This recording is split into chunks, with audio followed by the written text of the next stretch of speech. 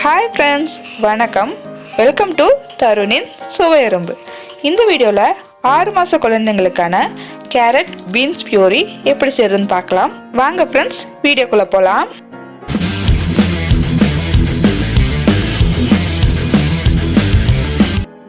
ஒரு 4 பீன்ஸும் ஒரு கேரட்டும் எடுத்து வச்சுருக்கேன். கேரட் வந்து பெரிய அளவாக இருக்கிறதுனால இதில் பாதி மட்டும் எடுத்துக்கிறேன். நீங்கள் 8 மாத குழந்தைக்கு 9 மாத குழந்தைக்கு செய்யும்போது கேரட்டோட அளவை கொஞ்சம் கூட்டிக்கலாம். இப்போ கேரட்டோட தோல் சீவிட்டு பீன்ஸில் இருக்கிற அந்த மேல் பகுதியும் கீழ் பகுதியும் கிள்ளிடுறேன். கேரட்டையும் பீன்ஸையும் இந்த மாதிரி பொடி பொடியாக கட் பண்ணிக்கலாம். கட் பண்ணதுக்கப்புறமா ஒரு பாத்திரத்தில் 1 கிளாஸ் அளவுக்கு தண்ணி ஊற்றிடுறேன். தண்ணி கொதிச்சதுக்கு அப்புறமா நம்ம வெட்டி வச்சிருந்த காய்கறிகளை உள்ளே போட்டுடலாம். தண்ணி நல்லா கொதிச்சிருச்சு. இப்போ கட் பண்ணி வச்சிருந்த கேரட்டையும் பீன்ஸையும் உள்ளே போட்டுடுறேன். உள்ளே போட்டுட்டு ஒரு 10 நிமிஷத்துக்கு மூடி போட்டு குக் பண்ணிக்கலாம். நம்ம பொடி பொடியாக கட் பண்ணியிருக்கனால சீக்கிரமாக வெந்து வந்துடும். 10 நிமிஷம் ஆயிடுச்சு, நல்லா வெந்துருச்சு. இப்போ வந்து நான் ஒரு மிக்ஸி ஜாருக்கு ட்ரான்ஸ்ஃபர் பண்ணிக்கிறேன். ட்ரான்ஸ்ஃபர் பண்ணதுக்கு அப்புறமா நம்ம வேக வச்ச தண்ணியே கொஞ்சம் ஆட் பண்ணிக்கலாம்.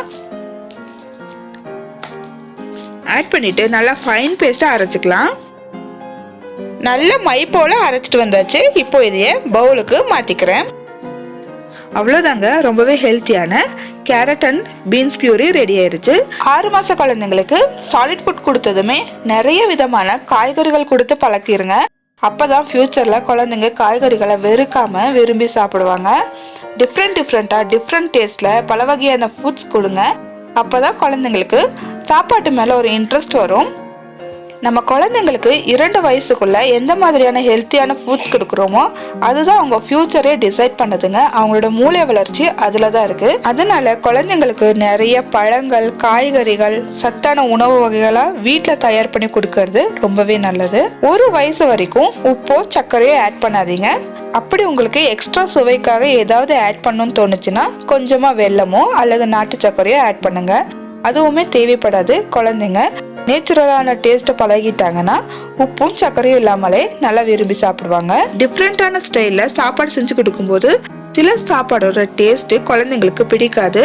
அந்த பிடிக்காத சாப்பாடை ஃபோர்ஸ் பண்ணி கொடுக்காதீங்க. இப்போ ஒரு வெஜிடபிளோட டேஸ்ட் குழந்தைக்கு பிடிக்கலன்னா அந்த டைமில் அதை அப்படியே விட்டுட்டு திரும்பவும் ஒரு வாரம் கழிச்சு ட்ரை பண்ணி பாருங்க. இதே போலவே ஒரு ஃபுட்டை 8 முறை கூட ட்ரை பண்ணலாம். ஒரு தடவை கொடுத்ததுமே குழந்தைங்க வேண்டான்னு சொல்லிட்டாங்கன்னா அதை அப்படியே விடாம ஒரு 2 வாரத்துக்கோ இல்லை 1 வாரத்துக்கு ஒரு முறையோ திரும்ப அந்த ஃபுட்டை கொடுத்து பழக்கி விட்டுருங்க. இது பிற்காலத்துக்கு ரொம்ப பயனுள்ளதாக இருக்கும். ஓகே ஃப்ரெண்ட்ஸ், இந்த வீடியோ உங்களுக்கு யூஸ்ஃபுல்லாக இருக்கும்னு நான் நம்புகிறேன். உங்களுக்கு வேறு டவுட்ஸ் இருந்துச்சுன்னா கீழே கமெண்ட் பண்ணுங்கள். இந்த வீடியோ உங்களுக்கு பிடிச்சிருந்துச்சுன்னா லைக் பண்ணுங்கள். என்னோட சேனல் சப்ஸ்கிரைப் பண்ணி கூடவே இருக்கிற பெல் ஐக்கான் கிளிக் பண்ணிக்கோங்க. அடுத்தடுத்து போகிற வீடியோட நோட்டிஃபிகேஷன் உங்களுக்கு உடனே வந்துடும். ஓகே ஃப்ரெண்ட்ஸ், அடுத்த வீடியோவில் வேற ஒரு சூப்பரான ரெசிபியோட உங்களை சந்திக்கிறேன். அது வரைக்கும் பாய் ஃப்ரெண்ட்ஸ்.